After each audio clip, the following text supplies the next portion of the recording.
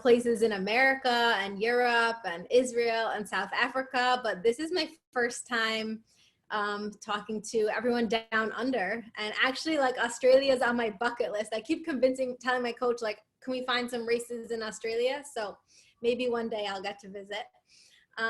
So the truth is that if you had told me 4.5 years ago, I would be, standing here today saying, hi, I'm the Israeli national marathon champion. I'm a candidate for the Tokyo 2021 Olympics, I would have laughed in your face, because 4.5 years ago, I wasn't running at all. And what I've learned the most on my journey, really more than anything else, is that we all have so much more strength within us than we are even aware of. And so often we can go for so long without tapping into what we are truly capable of, what makes us unique, what we're blessed with. And it's possible that we could even go our whole life without recognizing our own greatness. And so what I like to share, what I like to start off every time I speak, is a quote from my mentor and Rabbi Lawrence Kellerman, who maybe some of you may recognize his books, Permission to Believe, Permission to Receive, or heard him speak before. He was the one I asked when I was faced with the decision, should I, become a professional marathon runner? I was, as an Orthodox mother, that's not necessarily your typical, career path choice. So I asked him, like, should I pursue this opportunity? And so here are the words that, he shared with me. There is no one exactly like you on earth today with your precise physical, intellectual, and spiritual profiles. There never has been anyone just like you, and there never will be anyone like you in the future. You are a one-time phenomenon. And if you are so unique, then it must be that you were created here with a very special mission. Fulfilling that mission requires recognizing who you truly are with all your strengths and potentials. And so the truth is that, like, if you think about it, it's not just a personal tragedy when we don't connect with our greatness, when we don't recognize our strengths. It's so much greater, because every single one of us is part of the collective Am Yisrael, of the Jewish people. And every single one of us plays a unique role in what it means to reflect God's light here. We are all integral to that mission. And if one of us not tapping into what makes us unique, what is our particular role in shining God's light here in this world, how am I going to bring God's presence into this, on earth? Then it's as if I would look at the Mona Lisa on the wall and say the Mona Lisa is missing the smile, because you are necessary, you are unique, you play an integral, you are part of this huge puzzle of what it means to be the Jewish nation here. And I think more than anything else, that is what running has taught me. And that is what the message I like to share when I speak. So I want to take you on my journey from how I went from, stay at home. I was a working mom of 4 young children, not running at all, to professional marathon runner, marathon winner, Olympic qualifier. So, and along that journey, I want to share with you 5 marathon stories, and I'm going to give you 5 tools to help you tap into your own strengths and your own, what makes you unique, and how you can figure out, what am I doing here on this world? How am I going to contribute to the collective mission of Am Yisrael, of the Jewish nation? And hopefully we'll also talk a little bit about, a lot about faith, because I think in times like today, we could all use a boost of emunah, of faith. So let's start from the beginning. My very first marathon. Why did I even decide to run a marathon? Right? I had, thank God, 4 kids in 6 years. And during that time, I I was busy all the time. We actually lived on campus for 2 years. I was hosting college students all the time. And I was busy taking care of everyone else but myself. And a lot of moms, I think we are guilty of this. We don't even realize that we need to take care of ourselves. We think we're saving the world and taking care of everyone, but we don't realize you can't take care of everyone until you take care of yourself first. And it came to a point where I was just like, oh my goodness, I am so out of shape, you know? And I my family was having like a family race on the beach. I'm the oldest of 5 kids. I was always the fastest one. I always loved sports, but here it was after 100 meters running on the beach, short sprint. Came in dead last and I was like huffing and puffing. So I'm like, oh my gosh, something has to change, right? I need to do something. And I told my husband at the end of that summer, I said, that's it. I am running a marathon. And I always laugh because, you know, a lot of people do the couch to 5K route. And I did the couch to marathon route, which is not your typical. But the reason I chose that goal, and this is what I want to share with you, is because I knew that what I wanted most of my life at the time was consistency and exercise. I was so out of shape and I wanted to change that. I wanted to say, I am a person who exercises regularly and takes care of my body. And I knew that if I had picked any other distance, 5, 10, even a half marathon, it would not have obligated me to commit to training in the same way that a marathon does, because I could have shown up to the race and kind of winged it. I'm that type of person. I am naturally, you know, athletic. I like running. I wasn't doing it. So I could have done it without training that much. But there's no one who shows up at the start line of a marathon and can run a full 26.2 miles without putting in the training. So I figured if I choose this big goal, that's what's going to help me achieve my ultimate goal of being consistent. And I always say, you know, dream big, set your sights high. And now I've changed it to dream huge, because what I've realized is that even the goals that seem impossible at the time that we choose them are really never impossible. And what we are the ones who see them, like we become prisoners to our own mind. And that's really when we begin to recognize there's nothing that's too big for us to achieve. The sky's the limit, really. If you want something, you could pursue it. Then we'll get there. And every goal that I've set at the time I thought was crazy. I would never get there. And then once I accomplished it, you know what I realized? Wait, I can go further. I can do more. And so I've learned to say to myself, there's nothing too big for me to pursue in everything, spiritually, personally, academically, whatever it is you want to achieve, there's nothing too big. If you make it a goal, you can get there.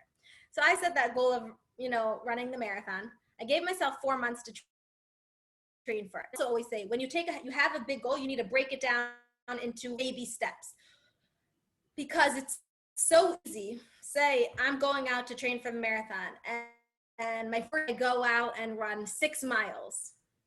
I'm gonna come back feeling good, and all of a sudden, you know what's gonna happen? I'm gonna have this little negative voice creep up in my head and say, you wanna run a marathon? You only ran 6 miles. There's no way you'll ever be able to run a marathon. But you know what? If I know that I have a plan and I have 4 months to train for it, and guess what? Today, all I needed to do was run 6 miles, because next week I'll run 8, and the week after that I'll run 12, and in a month I'll be doing 14, and I know I'm exactly where I need to be right now to achieve my goal. Then I can counter that negative voice.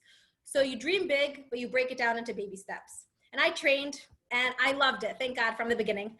And I always say, like, my husband and I started to we started also, when I started running, he joined me once a week, every Motzei Shabbat, every Saturday night, we'd run together. And it was amazing.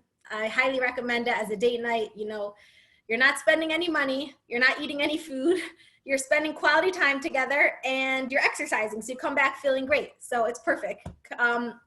And everything was, going according to plan. And when I signed up for the race, I signed up for Tel Aviv February 2016. My husband asked me, how long do you think it's going to take you to run 26.2 miles? And I remember I said to him, I have no time goal, like no pressure, like don't push me there. I'm doing a marathon, that's all. So he asked me, do you think you can run it in 4.5 hours? And I said, no way. I was doing the math in my head. 26.2 miles, 10 minutes per mile. No, that's too fast. No. So he put down 4 hours and 40 minutes. He humored me. He said, and a month before the marathon, we revisited the same question. And this time around, my husband said to me, listen, Beatie, you know, you don't want to just cross the finish line of the marathon. You want to know when you crossed the finish line that you gave it your all, that you got the best possible time you could. And I remember I was like, are you kidding? I was almost insulted. Like, is it not big enough for me to run a marathon? Isn't that enough? And he said, I'm telling you, I know you. You want to know that you got the best possible time you could. And he knows I'm competitive. So I said, what do you have in mind? What do you want me to do? Because remember, I'm setting a huge goal for myself by running the marathon. Like, I don't want more pressure. My husband said, why don't you go out, time yourself, run a half marathon time trial and see how long it's going to take you to run half the distance. And based on that, we'll be able to plug that number into a race predictor and see what you should be capable of in the full marathon. And then you could know that you pushed yourself and you got the best time you could. Now, I saw he didn't really give me much of a choice. I went to Gan Sacher in Jerusalem. I did my own half marathon time trial and ran 13 laps around the park by myself. And I came back from, I remember that Friday, and I told him, you know, it took me 1 hour and 41 minutes. And my husband said to me, based on that, you should be able to run the marathon in 3.5 hours. And I remember when he said that, I was like, you're crazy. That's nuts. And you know what? Not only that, it was terrifying, because the biggest mistake that amateur runners make is they go out too fast. They go out too hard in the beginning. You know why? Because of course it feels good, right? Your feet haven't taken a step and there's so much energy and adrenaline, and you know, you're going so quickly with the crowds. And then you hit mile 20 and you hit that wall and you bonk and you can't finish. And I didn't want that to happen to me. And now my husband is telling me that I should be able to do a distance I've never run before in my life, 26.2 miles, at a pace, 8 minutes per mile. I've never run before. I was not running 8-minute miles on most of my runs. It seemed crazy. It was scary. But he said, listen, you don't have to start out that fast. You could start out a little bit slower and you'll get progressively faster each mile. And he even, you know, he said he bought me a running watch and he programmed it that it would beep if I went too fast or too slow every mile. So I knew exactly the range I needed to run every single mile. And he said, you start out a little bit slower and get faster and it will average out to the 8-minute mile. And there you have your 3.5-hour marathon. No, you know, he didn't give me a choice. I remember standing there the day of the marathon. It's a little bit over 4 years ago. And I was at like the first time I'd slept away from my family. I stayed in Tel Aviv that night and I'm scared because I'm about to do something that I really have no idea if I'm going to be successful at, if I can do. And gun goes off, race starts, and I start running. My eyes are glued to my watch. I'm just looking like, am I on pace? Am I on pace? Am I on pace? After a halfway point, and I'm like, hey, I can even go a little bit faster because this feels good. And I was perfectly on, you know, according to splits. 5 miles to the finish. My husband was standing there with my kids. They were all cheering me on. Go, mommy! And my husband ran the last 5 miles with me. And I crossed the finish line of my first ever marathon, which 4 months before, remember, I didn't think I could do in 4.5 hours. I crossed the finish line in 3 hours and 27 minutes. And I get emotional every time I share it, because what that marathon taught me is that if I hadn't taken that risk and done something that was scary and stepped out of my comfort, probably would not be sharing my story here today. Because what I learned from that marathon is the greatest growth in life happens when you step out of your comfort zone. And stepping out of your comfort zone means doing something that you don't know if you're going to succeed or fail. It means taking risks. It means doing things that are completely scary. But only by going through those experiences do we discover what we're truly capable of. And only because I was willing to say, you know what, I chose not to do what felt comfortable. To have run easy and not pushed myself, that was comfortable. But I left that and I said, I'll take the risk. And because of that, I discovered that yes, I am a good runner and I do have a gift for running. And Hashem gave me this gift and I'm blessed with it, because most people don't sign up for a marathon and 4 months later run a 3.5 hour marathon on their first time ever. And I recognize that. But I only was able to discover that layer of myself because I stepped out of my comfort zone. And that honestly changed my perspective on life. And I think it's very relevant to what we're all going through right now, which is, it taught me the idea of growth mindset. Basically, you know, my whole life, I had actually learned the concept that God sends us tests. God tests us. And in Hebrew, the word is called nisayon. And one day I'll get technologically savvy and share on the whiteboard on Zoom, but I'm still getting used to it. But the root of the word in Hebrew, nisayon, is nes, is a banner. And Nachmanides explains to us, why does God send us tests? What's the purpose of a test, right? God tested Abraham 10 times. It's not like a teacher who needs to figure out, does the student know the material or not? Are they smart or not? God knows what the outcome of every test is going to be. He knows what we're going to do. The purpose of a test is for us, because every challenging experience that we go through allows us, it's actually a revelation for us. It's like a banner, a flag, where everyone sees those beautiful colors of the flag. And when we go through that test, we come out realizing more about ourselves. We discover another layer of who we are that we didn't know before, and that we wouldn't discover about ourselves had we not gone through the test. So what my first marathon taught me is that when I go through a challenging moment in my life, I need to ask myself, how am I going to come out stronger? How is this teaching me something about myself that I didn't know before? How is this challenge? The marathon was the test. How is it helping me reveal another layer of who I am, of what God has given me, of what I'm capable of? And I think we could all ask ourselves these questions right now during Corona. It's a test for all of us. And we all need to ask ourselves, how is this forcing me to become greater, better human, grow more from it? Okay, that was marathon number 1. And greatest growth in life happens when you step out of your comfort zone. The following year, I actually ran a marathon 7 months pregnant. I'm not really going to share that story, but one thing that, and it's not even part of my 5 tools, I'm throwing in a bonus. One thing it taught me just is that en davar ha'omed b'fnei haratzon, which means there is nothing that stands in the way of your willpower. And if you want something badly enough, you can accomplish it, always. After that, I gave birth to my 5th child, thank God. And I decided now, you know, I always say that was my best of everything, highly recommend exercising during pregnancy. But, you know, I set a new goal for myself. I said, I want to be the fastest Israeli woman in the Jerusalem Marathon. Now, what's unique about Jerusalem as opposed to Tel Aviv is that, and if any of you have been to Israel, you probably know, but Jerusalem is incredibly hilly.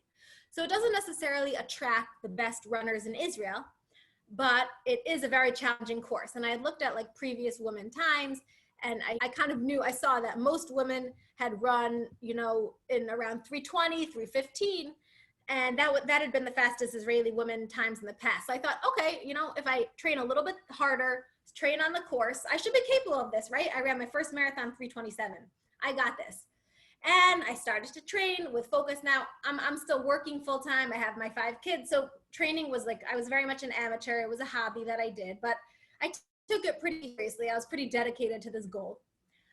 And a month before the marathon, I ran my first 20-mile long run, and I ran it on the Jerusalem course. And I remember I came back completely depleted, like totally dead, couldn't breathe. Like it had taken me a full 3 hours of running, which for me was a lot, plus like a half hour of rest. Like I had to stop so often because I felt so out of breath.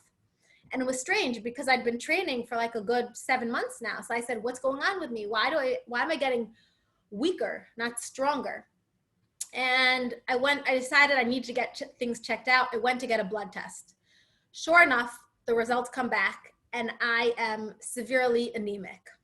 My hemoglobin was like sub 8.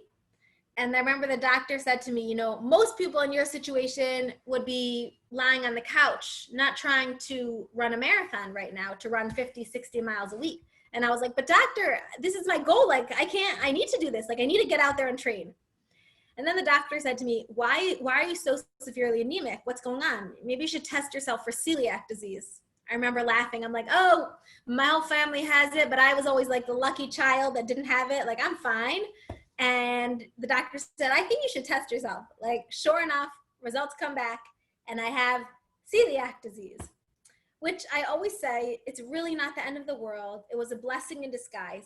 But at that moment, when everything that I had planning for and working towards and all my dreams seemed to be crashing down, it was very easy to feel depressed, upset, disappointed, you know all the feelings. I'm sure you have all had moments in your life where you encounter huge setbacks and you failure and it feels like nothing's working out.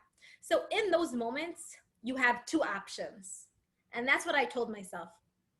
We have option A, which is, all right, I might as well give up right now. It's never going to work out. I'm never going to be able to do it. Like, why bother, right? And have you ever noticed that the second you let that negative voice in your head, it quickly spirals down from there?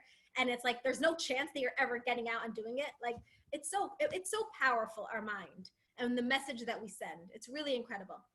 That's option A. Or option B, when you encounter setback, and I guarantee you that every single one of us here will or already have faced failure, setback, obstacle in life, bumps in the road. We all face them.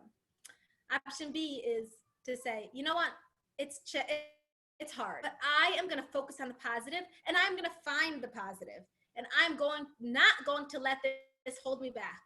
And I guarantee you, when you focus on the positive, when you use all your energy to find the positive in every challenging situation you face, you will never lose out. Because even if things don't work out, even if it's a total failure, you will have changed and grown as a person.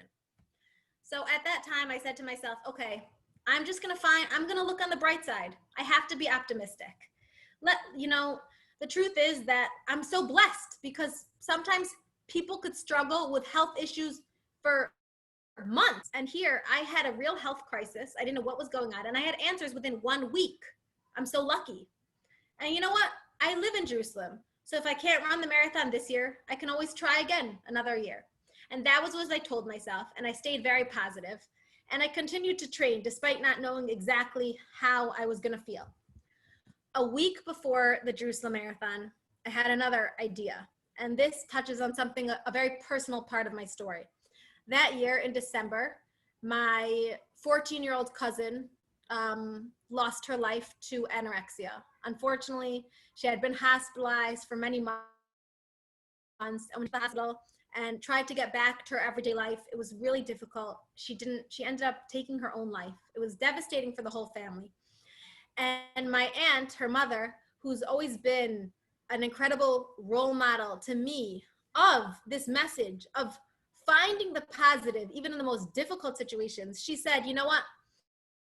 I don't want to let this tragedy, devastate me forever. I want to turn it into something positive. I want to use my daughter's death to make a difference for the world. And she had a dream to build a place called Beit Daniela, which would be a rehab day program, any kind of mental health issues, to be able to go and have that structure in their life with horse therapy and dog therapy. So here I have a dream to win the Jerusalem Marathon, and she has a dream to create Beit Daniela. And I said, let's combine forces.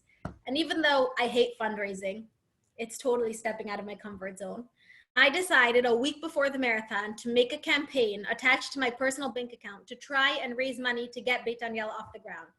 Because I thought if I win the marathon, it will raise awareness, and it will get on the podium, and people will notice and donate to Beit Daniela.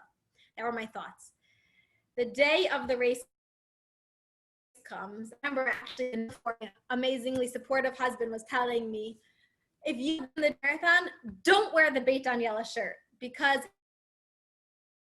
if you won it and the Beit Daniela shirt wasn't dry fit. And I remember telling him, if God wants me to win, I'll win it in whatever shirt I'm wearing. And I'm running for Beit Daniela. That's the cause. So I'm gonna wear my Beit Daniela shirt. That's why I'm running, you know? And there I am standing at the start line. And it's a very funny scene because I'm standing behind Shadrach Kipaji, the 7-time Kenyan winner of the Jerusalem Marathon. And the contrast between us is great. He's tall. He's in his short shorts and his tank top. He's Kenyan. He looks like a marathon winner. He looks like he's supposed to be there. And I am about half his height in my headscarf, my long sleeves, my skirt. I look like, a Yiddish mom out of a kitchen. I don't look like I belong at the marathon start line right up with all the winners. And I'm there and I'm determined to win. This is the first time I'm racing where I have to get off the start line the second the gun goes off because every second matters. And the race starts. Hold on one second. I'm just going to turn this up. The race starts and I'm running with all the best runners, and we're flying. We're going so fast. And what's my number one rule of a race for all runners? If you learn anything, don't start out too fast. So I remember I kept thinking, oh my gosh, I'm like looking at my watch. I'm going way faster than I should be, but it feels so good. And I knew in my head, like, of course it feels good in the beginning, but I kept I couldn't hold myself back. So I had a conversation with God.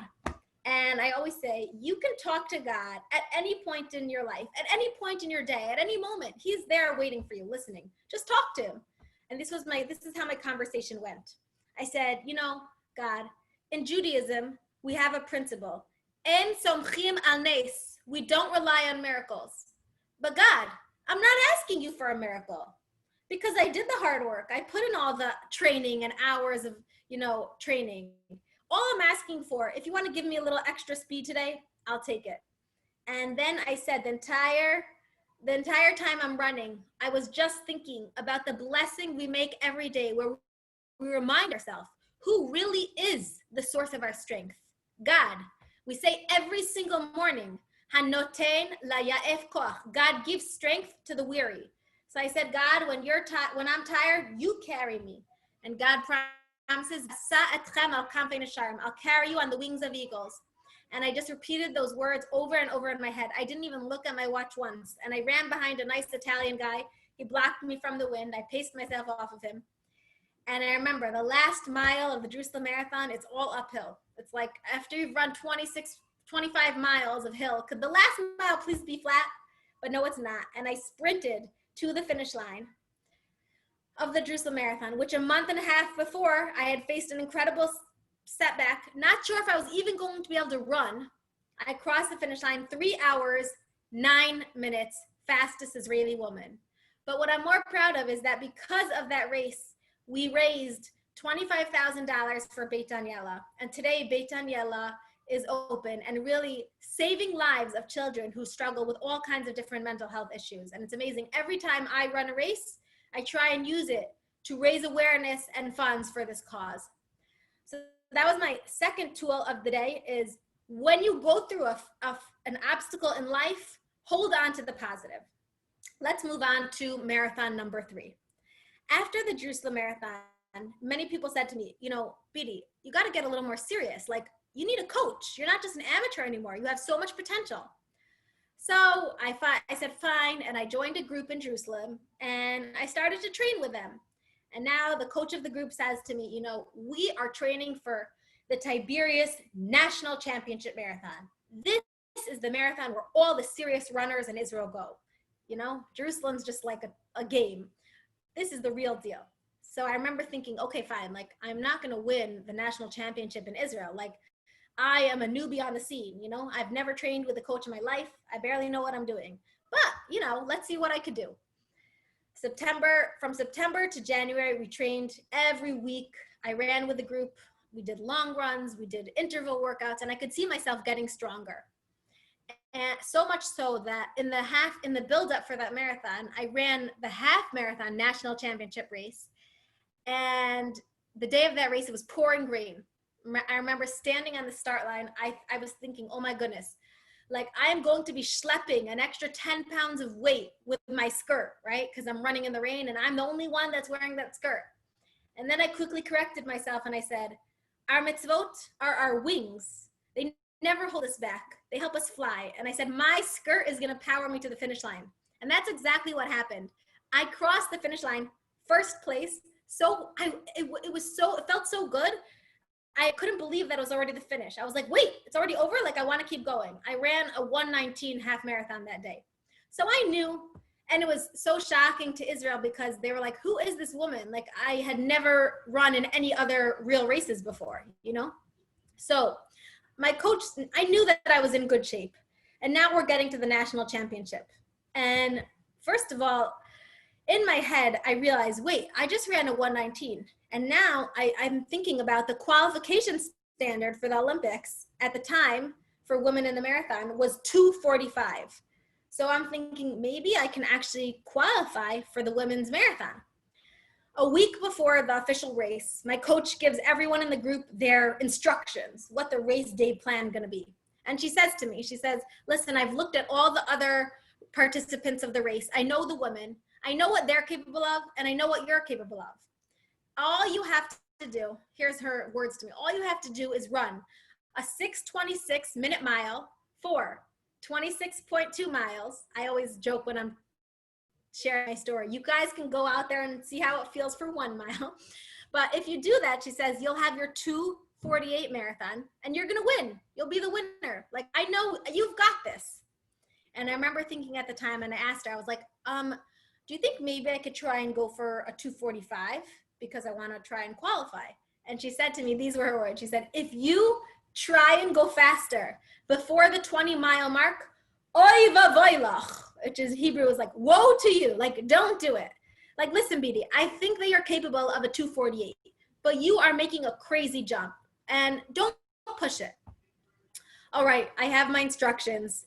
The day of the race comes. And I'm very excited. My entire family has come up with me to Tiberias, and they were going to spend Shabbat and Tzvat afterwards. And at this point, people in Israel kind of knew me, and people around the world had started following my story a little bit. So everyone was cheering me on. You've got this. The race is yours, you know? And the morning dawns. It's beautiful, beautiful weather. And the race starts off, and we start running. And I'm running with the guy that I've trained, and it feels amazing. And I always say, exercise is not a punishment of your body. It's a celebration of the miracle that your body is.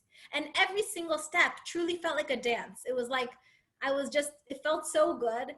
And I was literally singing the words of the song, Kol atzmotai tomarna, all the limbs of my body shall say, Hashem mi kamocha, God, who is like you? Just like every part of our body should praise God for creating it, such a miracle. And it was flowing, and we're clicking off the miles, and everything's going according to plan. There was one woman behind me, but I could tell she was struggling. So she's not going to be able to keep up for the full 26 miles, right? And as we're getting to the halfway point, and this is a race where you just go there and come right back, all of a sudden, I see on the other side of the course, already coming back, another woman. I remember, I can't believe it. I'm like, what? I didn't see her anywhere on the start line. And she wasn't on the list of registered participants. Like, who is she? So then I think, okay, maybe she's not Israeli. If she's not Israeli, doesn't matter. This is the Israel National Championship. I look a little closer, and sure enough, she is Israeli. And not only that, she holds the record for one of the fastest times in the marathon. She's run a 2:38 marathon that year. And I can't believe it. And for a moment, my heart sinks. I think, all right, I guess I'm not winning today. I'm not the national champion, right? And then a second later, I have another thought in my head. And this is something that I'd been meditating on every time I'd be in a really hard workout. This idea came to my head. If we recognize that each one of us has a tselem Elokim, a spark of God within us, and we realize that God is infinite, there's nothing that God cannot do. There are no limits to what God can do. Then we are connected to infinity, and there are no limits to what we can achieve. And in that moment, what I told myself, I said, Hashem, God is with me every step of the way, and anything is possible. And I'm telling you right now, I know the outcome of the story. But at that time, I had no idea. All odds are against me. But I chose to fully believe and know that Hashem is running the world, and there's nothing he cannot do. And then I said to myself, the race is not over till it's over, and I have to give it all I've got. And at that point, I turned to the guys that I was running with who knew do not go faster at the halfway point because you still have another mile. But I said to them, listen, guys, like, I don't have anything to lose. I need to catch up. I have to give it my all. And I'm going to start going faster. And after, they're like, we wanted to run after you and grab you, but we couldn't touch you. So we didn't. So I said, peace out. And I kept running. I just ran. I remember I was running like as hard as I could. And in my head, I have two voices. I have the voice of my coach shouting, Ivan Voilach, what are you doing? You're going to blow up. How do you think you're going to be able to sustain this pace for another 13 miles? You're nuts. And we all have that voice that tells us, you're crazy. What do you think you're doing? And that fear that so often holds us back. But in the other ear, I had the voice saying, Hashem's with me every step of the way and anything is possible. And that's what I'm holding on to. And I let it get louder and louder. That's what I chose. And I always say, fear holds us back. Belief propels us forward. And when you believe in yourself and you know that ultimately Hashem could do anything for you, then there's no stopping you. I ended up catching up to the next guy in front of me and following him for another good few miles. And I was feeling good. And then I kept going ahead. And then people on the other side started cheering for me. And they said, Yelena's not so far ahead. And I remember I couldn't believe it. I was like, what? I'm already there. And sure enough, I looked down and there she is. And it's a hill. I love hills. So I sprint and I land right on her back. And I think, okay, great. All I have to do is stick with her for the next, till 100 meters to the finish line. And then I'll sprint ahead and I've regained the national championship. You know what happened? After 2 minutes of me following her, she said, Ani Gmura, I'm finished. It's your race. Keep going. And she was such a great sport. She didn't want me to miss out on one possible moment of what I could achieve. And she encouraged me to keep going. I remember I secretly wanted the 2:45 time. So I'd programmed my watch to tell me if I'm on that target. And now my watch is telling me 2:44. And I remember thinking maybe I can just go a little faster. And I crossed the finish line of this marathon in 2 hours, 42 minutes. I cut 6 minutes off my time in the second half of the marathon. I ran a personal best in half marathon in my second half of the marathon. And the craziest thing is that a week later, I got a call from the Israeli Olympic Committee. And they said to me, we don't normally do this. We choose all our candidates to be, funded and recognized as Olympic candidates in September. But because you qualifying time of 2:42, which I actually hadn't even known was significant. In Israel, their standard was 2:42. 2:45 was actually the American standard.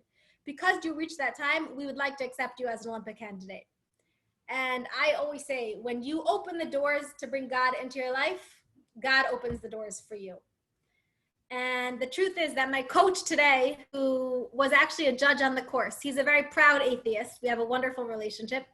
But he said to me, he's like, I looked at all of the training you did leading up to that marathon. And he knows his numbers cold. Like, you don't miss a second with him. He said, there is no physiological explanation for how you ran the way you did in Tveria.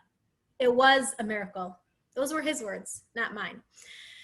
So lesson number 3, remember who is the source of your strength. Remember that you have a spark of godliness within you, and that when you connect to it, when you're connected to infinity, there are no limits to what you could achieve. Okay, we're running out of time. I'm going to speed through the final marathons. Basically, after I became recognized as, an Olympic candidate in Israel, I was training seriously. I ultimately made a choice later on in that year, to leave my full-time job and start training professionally.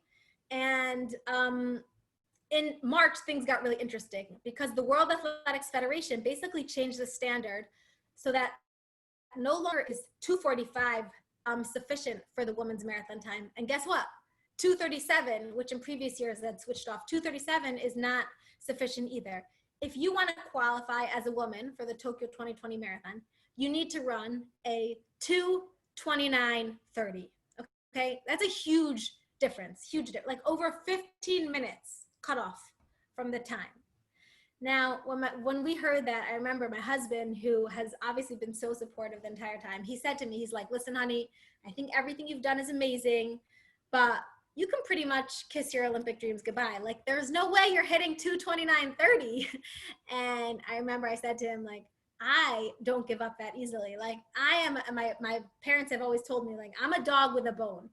And I said, if Hashem wants me to get to the Olympics, I'll get there, even if it's crazy. So my coach and I came up with a plan that I was going to try and qualify through the ranking, because basically you can either hit that standard of 2:29:30, or you can get ranked in the top 80 women worldwide. They're only taking 80. And you do that by getting points. It's a very complicated system through points and placement in specific marathons. And we made a choice to run. I was going to run in the Cape Town Marathon because that was considered a very good course, a gold label course, but it's not competitive. So I should have an opportunity. If I place 8th on a gold label course, it gives me enough points to move up in the ranking. That was my goal. And I trained for that also. And then at the end of the summer, and I do not suggest moving 2 weeks before your big marathon day. But because weeks before your marathon, you're actually supposed to rest as much as possible. It's called taper time. But when you're a mom of 5 kids and you've just moved, you're not getting that much rest. So I remember I had the most like anxiety and stress that I've ever had. And I always try to stay so calm.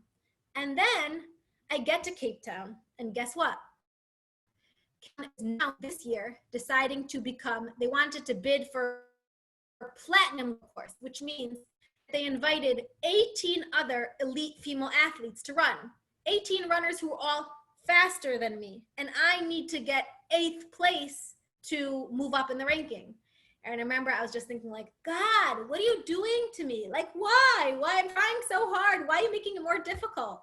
Right? We all have those moments. And I had a full Shabbat to relax before the race. And over Shabbat, I thought about something. And I'd actually read in Born to Run, the secret to running is, they said, to run out of joy. And I thought about that, and it made so much sense. When you are living your life out of joy, when you are running out of joy, your body responds so much better. You can just relax. You can do it fully b'simcha. And the truth is that Rabbi Nachman says, and one of my mentors, Rabbi Tzimyamima Mizrahi, also always quotes him, says, mitzvah gedola liot b'simcha tamid. It's a huge mitzvah, commandment, to live our life with joy always. So I took that to heart, and I said to myself, from now on until through this entire marathon, I am not going to let one thought of worry, doubt, anxiety, stress enter my mind. I am going to function purely out of joy. It's incredible. Try it. And I got to the start line of the race, and I watched 18 elite women take off in front of me. And I said to myself, I'm not worrying. I'm just doing my thing. I'm going to follow my race plan. And I kept telling myself as I'm running, the party doesn't start until the halfway point. It was as if I was like just enjoying myself out there, right? When you get to the halfway point of the marathon, that's when the party starts. Got to the halfway point, and I said, if I feel good, I can pick things up a little bit. And guess what? I'm starting to pass some of those women. One woman dropped out. One woman had an injury. A couple people just slowed down. They had started out too fast. I still had no idea what place I was in. But I ran completely with joy. I just focused on the scenery, and I saw the beautiful clouds. I was in Cape Town, Table Mountain. I just was like, God, send me this gorgeous place to run. At the end of the race, I actually my stomach was bothering me, and I literally had to throw up. But I said, even in that moment, I'm not letting it stress me out. I am joyful. And in the final mile of the race, it was a hill. I passed another 2 women, and I sprinted to that finish line, 2 hours, 36 minutes, which was exactly the time I needed. 8th place woman. I remember I just crossed the finish line and I cried because I was so overwhelmed. It's obviously, I know you could have all the faith in your life and things not always work out. But like I said in the beginning, when you live your life with joy, you will not lose out, and you will see so much how our emunah, our faith and joy are physically connected. I don't know if we have time for me to share my last marathon story. If you want to keep listening or not, I can or cannot continue. Oh, Rabbi Krebs says to continue. Okay. So, thank God really Cape Town was very pivotal because it put me higher up in the ranking. I hadn't yet qualified, but it showed me that I'm on the right path, right? And my coach did the calculations, my husband, and they said, if in the next marathon, I'm going to run the national championship, I'm going to run Tiberias again. If I hit a time of 2:34, that should be enough to move me up to spot 80, right? That's what I'm going for. Okay, so we start another marathon cycle. And for anyone who trains seriously, like day in, day out, I'm training hard. And we're building up for this race in January. A month before, I run a half marathon. I come back, it's the national championship. I run a 1:15. It was a pretty decent time. But that day, my husband said to me, he looks up, he's like, guess what? I just did the math again. I just looked at the rankings, and women are starting to get faster. So if you think that a 2:34 is going to be sufficient, well, it's not. And he had just crunched all the numbers, and he said to me, if you want to make it to the top 80 ranking, you need to run a 2:32:39. Okay. Now, at the time, that was crazy. That was impossible because I had just run a half marathon in an hour and 15 minutes. And now my husband tells me I need to run double the distance and only take 2 minutes longer. Doesn't make sense. It's illogical. And I remember just thinking, you know what? Something came to me. Like when I was in Cape Town and I had been meeting all the other elite athletes, I remember when I introduced myself, what do athletes do? They trade PRs. What's your personal record, right? That's the first thing everyone wants to know. So I would say like, oh, I ran a 2:42, but I would quickly follow up with like, I'm a mom of 5, I left my 5 kids at home, or I only started running a year ago. And upon reflecting on that, I realized that I was making excuses for myself. And so here now I said to myself, Beatie, you are not a person who makes excuses, because you know what? The truth is that in life, we all could have a million valid, legitimate, real excuses for why we can't do something, for why something is too hard, for why that goal is out of reach, for why changing ourselves in that way is just not possible. And they could be very perfectly legitimate. But the question is, are we someone who lives our whole life making excuses? Or are we the fighters? Are we the person who says, yeah, it's hard, but I'm not going to let that hold me back. I'm going to get stronger. And so in that moment, when I heard that it was a time that seemed impossible, I said, I'm going to stop making excuses. And from now, I'm committing myself from now till, the next 3 weeks, I'm going to do everything I can to be as focused as I can on this goal. I was very privileged the day before the race to pray at the grave of Rabbi Meir Baal Hanes. Tiberia is one of the 4 holy cities in Israel, and it has many graves of many holy rabbis. And I prayed at his grave, and I connected. I thought when I'd stand there that I'd pray to God to, ask him to help me win this marathon, help me get the time I need. And the words that came out on that day when I stood there, I connected to his name, Meir, which means light up. And I said to myself, God, I am a vessel. I just want to be a vessel to bring your light into the world. Help me be a vessel to shine your light. Let me, la'ir, shine your light into this world. And then I prayed and I said, the prayer that we as mothers say every single Friday night, we ask God to give us children and help us raise our children. Ume'irim et ha'olam b'torah u'mitzvot. Help them fill this world with light from the Torah and mitzvot. And that was the prayer I had there. And every single one of us here, we're all a vessel to shine God's light into this world in our own unique way.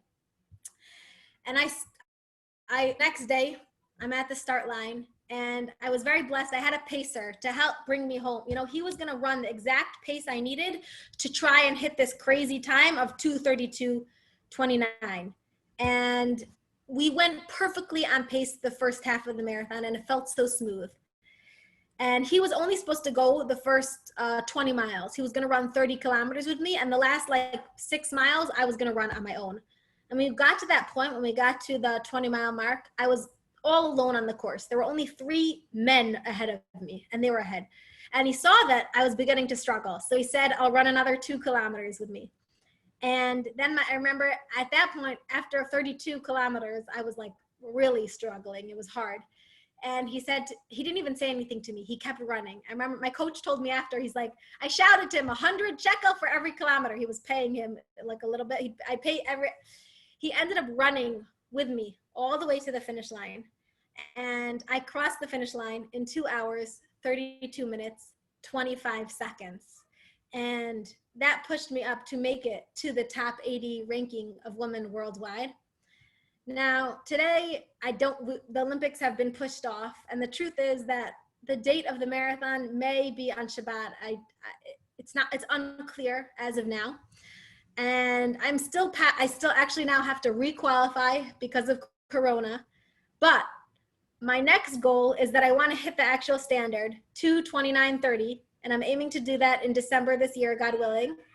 And like I said, no goal is too big.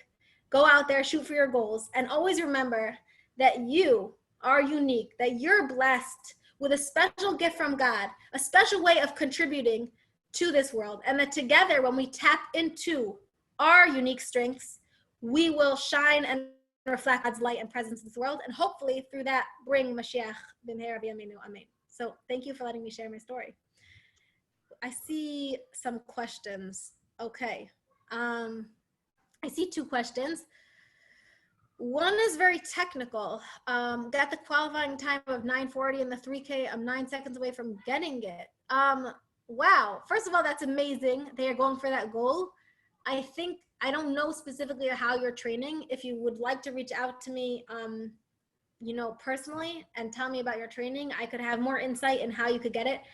But if you have a coach and you're hitting the intervals the right way, it could be that your mindset, you need to really tap into your mind. And there are 2 things that I learned about running fast. One is that if you could show up as calm as possible to a race, you will actually perform at a whole nother level. Keep yourself as calm as possible. And lots of prayers before your race. Remember, like, God's running the show. He could do anything for you, and go into it with that faith and trust in God, and it's a game changer. The next question I see is, how has Corona affected my routine? Well, first of all, my kids have been home like all day, every day for a long time. So if I thought it was hard to be a professional runner having 5 kids not at home, it's a lot harder having them at home because I'm on my feet all day and I don't get enough recovery.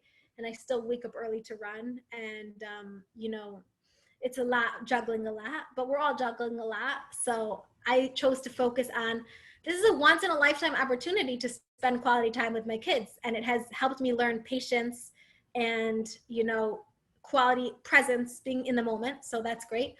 And the other thing is that I don't have any races. There have not been a lot of races on the schedule, but honestly, I'm enjoying it. And I think for anyone who's struggling to be motivated, like, you don't necessarily need an external motivation. Like, you can focus on your own internal motivation. To me, it's about the process. And I am really loving the process right now, like just enjoying getting out there and working hard and seeing my own progress myself. It's so powerful.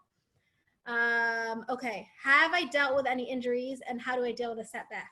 Yes, I did have I actually had a peroneal tendonitis and I missed a big half marathon I was supposed to run in Berlin. That was like when I first started like training professionally. I said that when I took off the time of not running, I focused on, I used it to cross train. And I think it's important when you do have an injury and in the ways that were safe for me. And I love a good challenge myself. I hated swimming and now I like swimming and I've actually incorporated swimming into my regular training. Number 2, how do I balance training and other important commitments in life? I think that all women, we all struggle with the balance. Like, my job right now is to be trained professionally, but if you have another job, like, because to juggle it is to write down my priorities and to know, and I'm going to schedule my day around making sure they get done and try to limit the distractions like social media. And I don't know, people, I don't spend a lot of time with those kind of things because I just don't have time for it. And I make sure to get to bed early, and wake up early. That works for me. But you have to figure out, you have to look at your schedule. You have to say, what are the things I want to accomplish? Look at your schedule and break it down in a way that you can make it work. And have people who can hold you accountable to those goals. Yeah, thanks for the questions.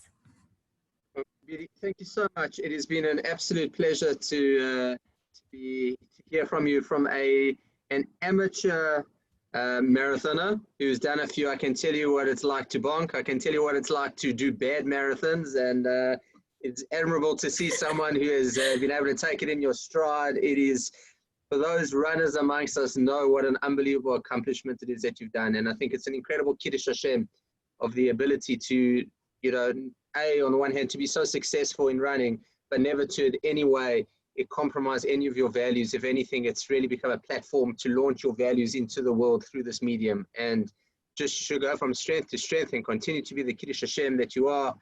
It has been an absolute pleasure to hear from you, and just thank you so much. And I'm sure I speak on behalf of all the people that have attended tonight to just wish you luck and success and mazel to go from strength to strength. Thank you. If you want to follow me, I'm on Instagram, Marathon Mother. I'm on Facebook, Beatie Deutsch. You can connect with me there. I try and answer my questions. You can see my real life there, totally. And it was such a pleasure sharing with you. And I just want to wish you only brachos, hatzlacha, and strength. So now I'm going to go back to feeding my kids lunch. Okay. Thank you so much, everybody. Thank you so much, Beatie.